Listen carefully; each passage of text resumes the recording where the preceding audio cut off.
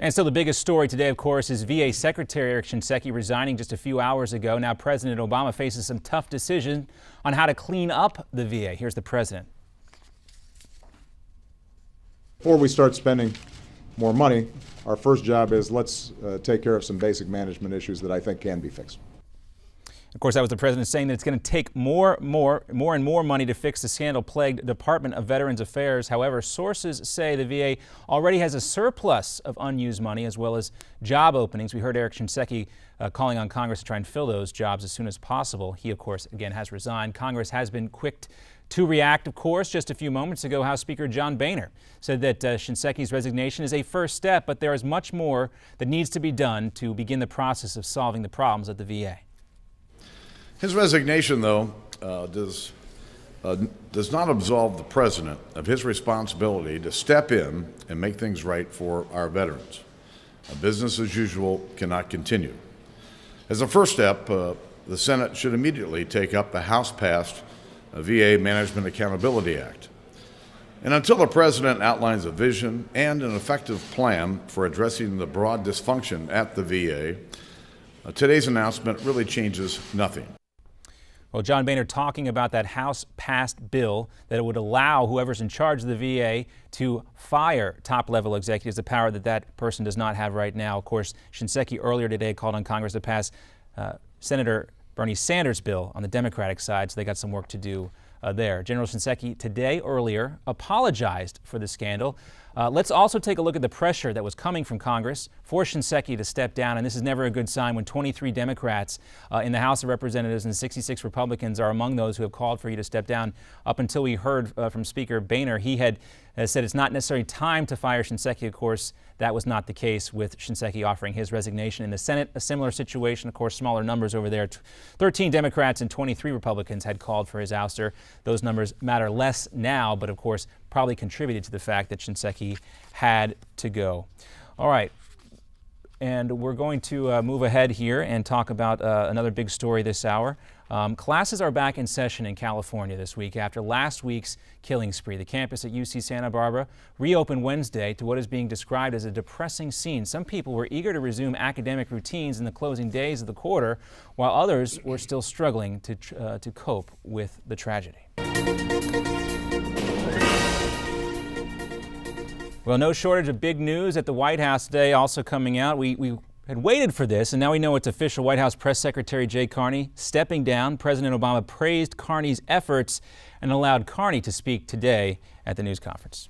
I haven't made any decisions yet.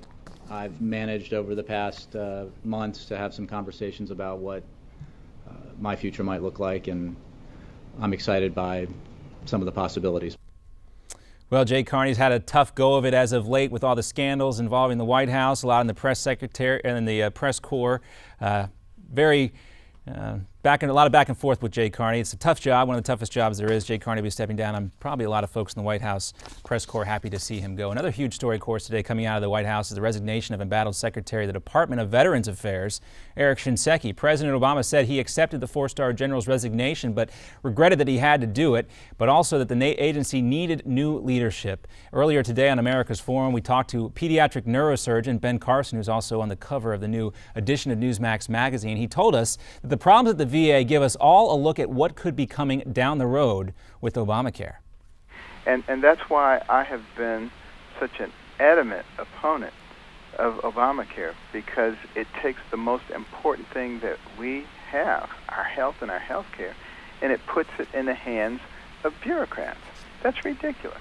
You know, we have plenty of money, well, or at least we put plenty of money into the healthcare system, twice as much per capita as anybody else, and yet we have terrible access problems, horrible inefficiency, a lot of corruption and waste. We can easily fix these things, and you know that's why I'm working with the American Legacy PAC to come up with a better thing. Well, the president named the Deputy Secretary, Sloan Gibson, to run the department in the interim until a new leader for the VA is chosen. And also, the LA Clippers have been sold. That's if the NBA and Donald Sterling approve the deal. The buyer, former Microsoft CEO Steve Ballmer. He's willing to fork out $2 billion for the team. Shelley Sterling reached an agreement to sell last night, to sell the team to Balmer, but it's still not definite yet. The league is planning a hearing on Tuesday next week in New York to consider the charges against Donald Sterling for damaging the league with his racist comments. So we'll see what happens next week with that. And guys, as we told you, it's commencement season. A lot of good speeches out there. I think some folks at West Point were a little disappointed by the president's address. We didn't see a rousing standing ovation like we saw for President Bush when he gave the address in 2008, Joe Biden at the Air Force Academy. But one of the best speeches I've seen this year has been from Admiral William McRaven, the guy who heads up the Navy SEALs, the JSOC, the Joint Special Operations Command. And here is the end of his speech at the University of Texas. He's a UT grad, and here's what he had to say to the class of 2014. To the class of 2014, you are moments away from graduating, moments away from beginning your journey through life, moments away from starting to change the world for the better.